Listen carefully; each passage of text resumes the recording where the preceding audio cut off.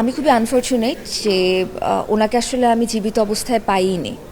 মানে আমি জন্মাবার আগেই তিনি এই পৃথিবী ছেড়ে চলে গেছেন। কিন্তু যখন থেকে সিনেমা দেখেছি আমার ওনাকে দেখলে কেন জানি ভালো লাগতো। ওনার একটা সিনেমার আছে না, সিনেমার নাম স্বপ্নের নায়ক।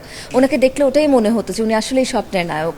আর কেন জানি ওনার সাথে কেয়ামত থেকে কেয়ামতে মৌসুমী আপুর বিপরীতে ওনাকে, এরপর স্বপ্নের নায়ককে শাবনূর আপুর বিপরীতে ওনাকে, আমার কাছে না মানে ওনাকে মনে হতো যে উনি সব নায়িকা তাদের সাথে ওনাকে আরও অনেক অনেক বেশি ভালো লাগতো। সব নায়িকার সাথে উনি মানিয়ে যাচ্ছেন, সবার সাথে ওনাকে আমরা গ্রহণ করছি।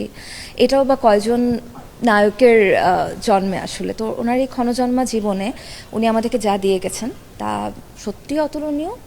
এটা আমাদের দুর্ভাগ্য যে ওনাকে আমরা বেশি সময়ের জন্য আমাদের কাছে রেখে দিতে পারিনি। থাকলে হয়তো বা আজ আমাদের বাংলা সিনেমার ইন্ডাস্ট্রিও হয়তো বা অনেক দূর যেত। উনিও হয়তো বা ডিফারেন্টভাবে আমাদের বাংলা সিনেমার কন্ট্রিবিউশনে হেল্প করতেন।